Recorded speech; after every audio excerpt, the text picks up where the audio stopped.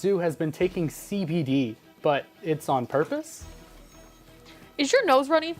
I'll tell you why on my first weather. And a special reason to give even more love to your pet today. All of that and more right now. This is News 3 New Mexico, your local source for news, sports, and first weather.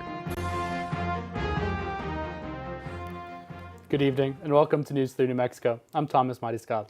And I'm Deja Ramos. Thank you so much for watching. An arrest has been made in relation to an incident in Clovis that happened last month. Police say that on March 27th, just 30 minutes from midnight, they were dispatched to Axel Street for domestic violence with an underage suspect and victim. The victim reported that the suspect had a pink pistol and pointed it at her and her child. She then left and reportedly fired the gun. An arrest warrant was created for the 17-year-old male suspect who was taken into custody early the next morning. And while during the investigation, detectives executed a search warrant on the suspect's home, finding the pink 9mm gun and a black .22 caliber pistol. From this, a warrant was put out for 35-year-old Rachel Aranda for negligently making a firearm accessible to a minor. And finally, late Wednesday evening, Rachel Aranda turned herself in to the Clovis Police Department and was then transported to the Curry County Adult Detention Center without incident. Earlier this year, we reported on the proposed NITC, or National Interest Electric Transmission Corridor, running straight through parts of eastern New Mexico. Well, the deadline was extended from its original date of February 14th to the current date of April 15th. And with that date approaching, we wanted to remind you about the proposal of this project. The Department of Energy seeks the public's input on a proposed NITC. A NITC is an area of the country where the DOE has determined the lack of adequate transmission that harms consumers. The development of transmission would advance national interests, such as increased reliability and reduced customer costs. The DOE recently established a 4-phase process for NITC designation, and so far the NITCs have moved to Phase 3, include the Lake Erie Canada Corridor, the Western Grid Connector Corridor, which affects the New Mexico, and the Tribe Energy Access Corridor in parts of North and South Dakota. The deadline to submit public comments is April 15th, and following the closure of the comment window, the DOE will review comments and create tailored public engagement plans. To submit comments, you can email NITC, which is NIETC, at hq.doe.gov.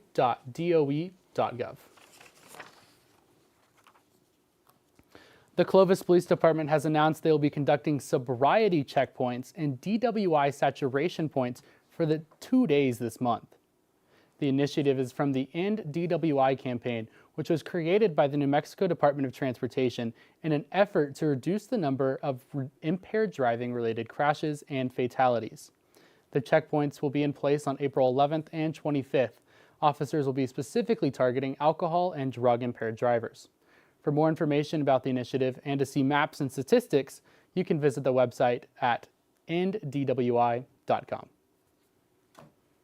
Well, it's actually becoming a pretty nice week. I mean, we've had, what, 70s, 80s? 80s, mid-80s. It's been pretty nice, but I don't know about y'all. My nose and eyes have been running so horribly. Yeah, I keep allergy pills with me pretty consistently. Yeah, I don't, but the allergies always affect me. Well, you know, I can tell you why that's happening if we head on over here. Please do. We can take a look at our allergy report and see that grass pollen and ragweed, our biggest contributor as it is in New Mexico, are all at a red level high, meaning they are very high up in the atmosphere and they are going to be affecting you horribly. But with that, we also have wind, especially down in eastern New Mexico, is being affected, slowly getting up into those 20 miles per hour. These are current.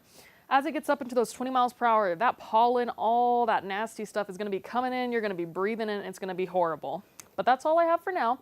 I'll talk more tonight about how the drought may be affecting your summer plans. Back to you, Deja. Alrighty, have you been wanting to show off your basketball skills? Do you have 2 of your friends that you can team up with to take on teams from all of Southeast New Mexico? Well, the City of Hobbs is hosting a 3-on-3 fundraiser basketball tournament. All proceeds of the tournament will be for the Boys and Girls Club of Hobbs, so you can support a great cause while playing a favorite sport of the USA. You can see some fast-paced street ball, get food from local food trucks, support your local vendors, and have family fun for all. The deadline to register has been extended through Monday, April 14th at midnight. It is $180 per team, and to register, you can go to macker.com or scan the QR code on your screen for direct access to the Hobbs page. And for more information, you can call 575-397-9291. Have you ever wanted to sit down and chat with a sheriff's deputy? Well, now it's your chance. The Lee County Sheriff's Office invites you to their next Donuts and Deputies event from 7 to 9 a.m. on April 17th. This isn't the first of its kind of the event, following a Coffee with Cops event yesterday morning. The event will take place at Denton Building on 100 West Central Avenue, Suite C. The New Mexico Department of Transportation has just begun a $7.8 million rehabilitation project. The project began yesterday, and the rehabilitation is on US 287 from milepost 115 to 125. It includes a mill and fill and restripping of the roadway.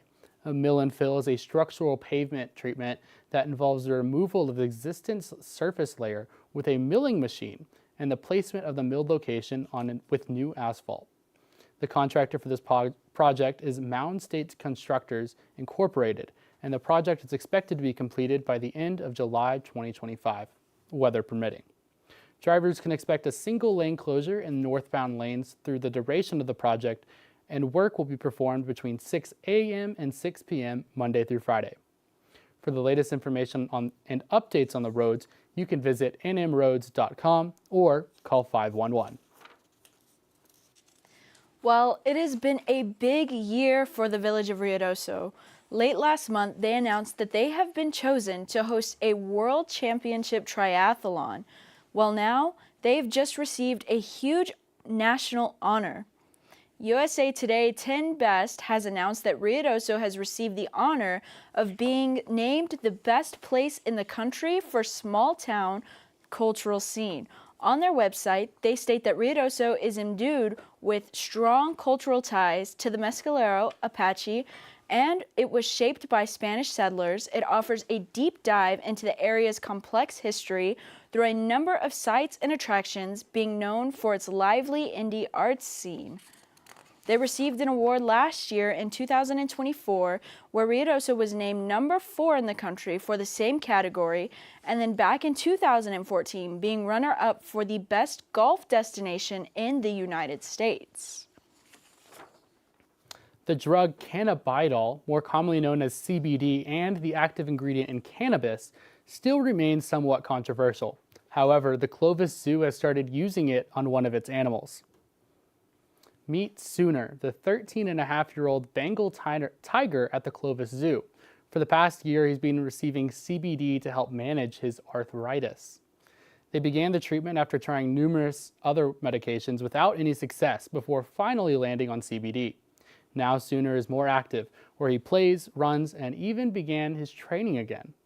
Currently, he is the only known tiger in the United States to be using CBD for his arthritis. Well, coming up after the break, Lainey will have her full weather forecast for you. And after you learn about the best reason to give your little furry friend a little bit more love. But first, here's a look at today's financial market.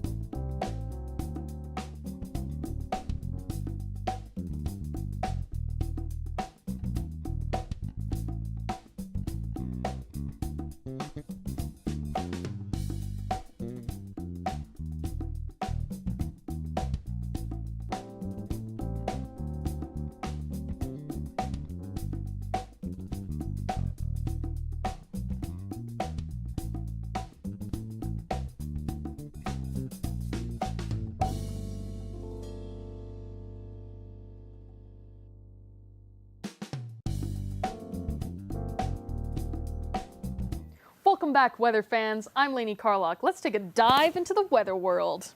Taking a look at our map, we can see a couple of storm cells that are starting to brew up towards Billings, Atlanta moving into Washington and New York, and circling around trying to head its way into Toronto. Although as for New Mexico, we're looking pretty clear. A little bit of cloud coverage, nothing to be worried about, no precipitation. Eastern New Mexico, beautiful skies, beautiful and clear and sunny.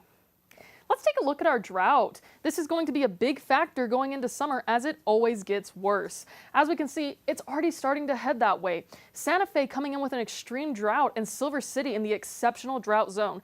As we can see, the last time I talked about the drought, we were only in extreme and no exceptional at all, especially not up towards the north part of the state. It's beginning to rise, however, up towards Alamogordo and Carlsbad as well as Truth or Consequences, and is expected to rise towards the rest of the state. Make sure to conserve water and try not to water your garden all day if you can take it. Only do it at the hours that they recommend, which is usually 8 a.m. Let's take a look at our wind speeds as we talked about that previously. Wind speeds coming in at a pretty average rate, but overall it can get a little dusty out there as we head into the 20-mile-per-hour zones as we head into tonight. 10 miles per hour currently, but as you can see, that green spot starts to head up in the eastern parts, and that will cause for higher wind, more dust, more allergens. Stay aware of that, especially if you're asthmatic or have other issues in your lungs. Taking a look at our current temperatures, we're in the 80s and 90s, as well as 76 and 77. In Raton and Clayton, 85 in Roswell, 80 in Portales, and 79 in Clovis. Not too bad, but trust me, it's going to get worse as we go through the week. Dropping down into the 50s and 40s, however, 39 in Gallup as for the low, 45 in Farmington, 55 in Roswell, as well as Ruidoso, 56 in Portales, and 53 in Clovis. Tomorrow's highs, as I said, getting a little bit worse as we bump up into the 80s and 90s. 83 in Farmington, 84 in Santa Fe, and 88 in Albuquerque. Going up into the really big highs, which I hate, 96 in Roswell, 93 in Portales, as well as 91 in Clovis. Taking a look at our 7-day forecast, we're going to take a look first at Roswell, who will be experiencing a little bit of wind on Thursday and cloudiness throughout the week. Dropping from the 90s this weekend down to the 70s and back to the 90s and down into the 50s for the lows. Carlsbad, a little bit of wind on Sunday and cloudiness on Monday, again in those 80s, 90s, 78 on Tuesday and dropping back down into the 50s and 60s for the lows. Tucumcari, windiness on Saturday, Sunday, and Thursday, cloudiness on Monday in the 90s and 70s and 80s, 68 on Monday luckily, 50s and 40s for the lows.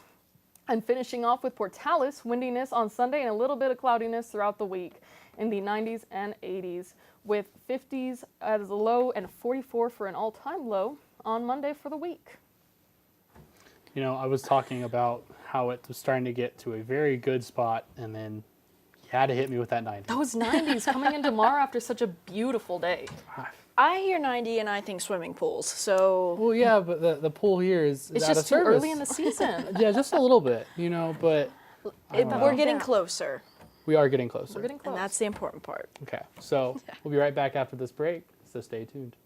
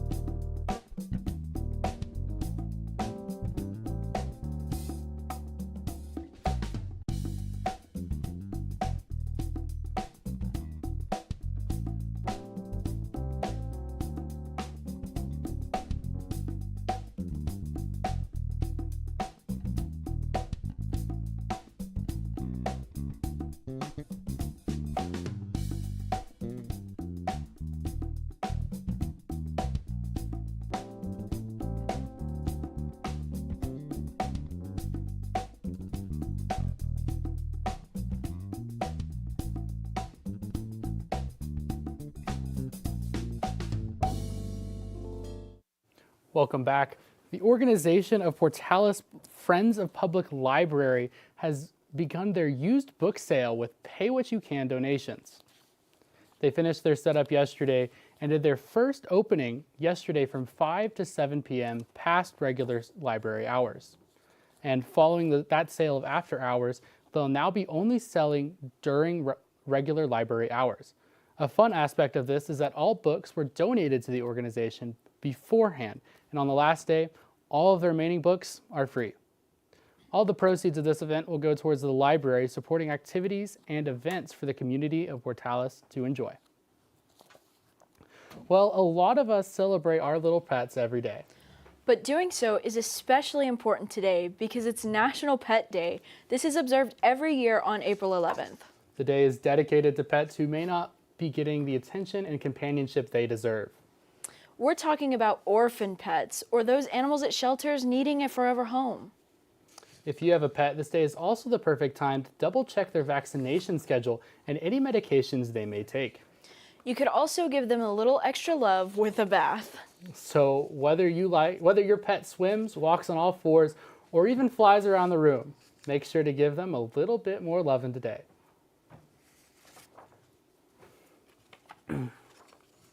Coming up after the break, we will have a package about a wrongly convicted murder suspect. So stay tuned. 1:30. I must have. It's okay.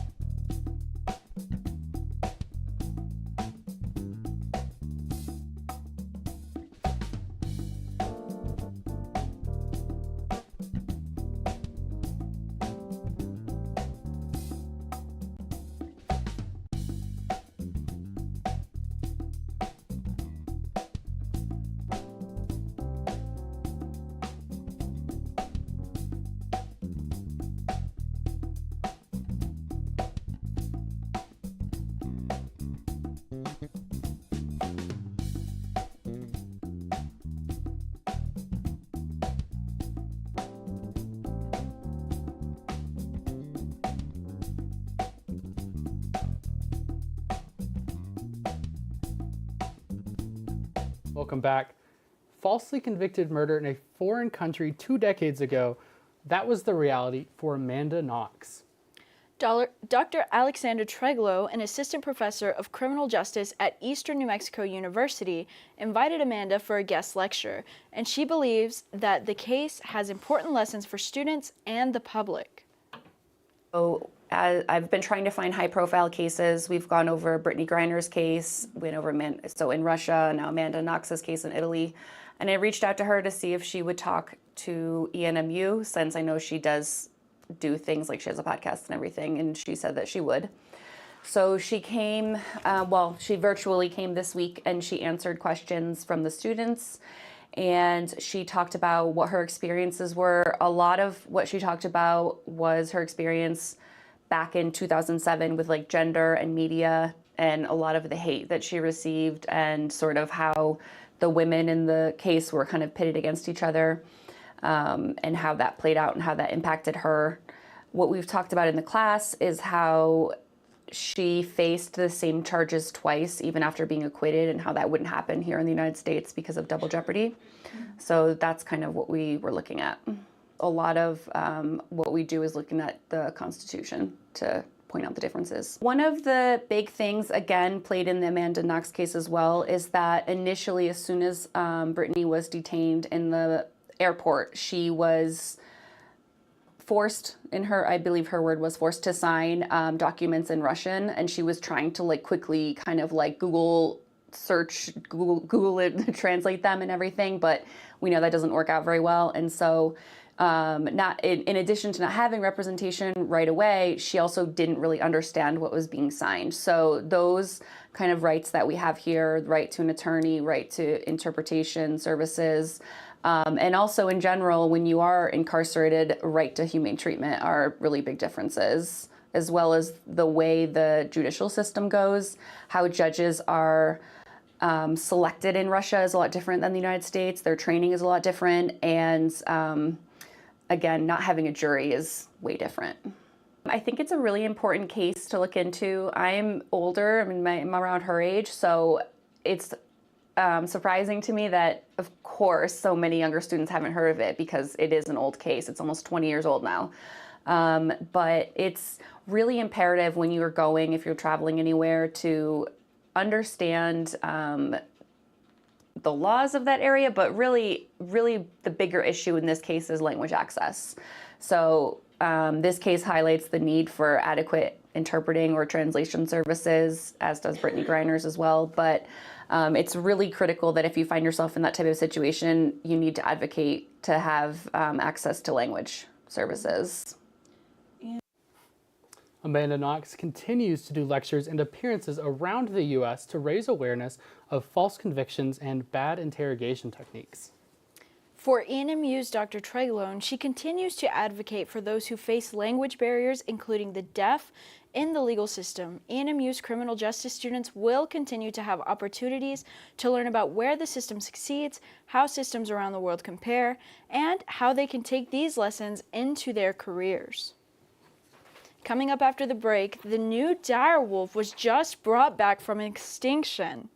We'll have that and more in 90 seconds.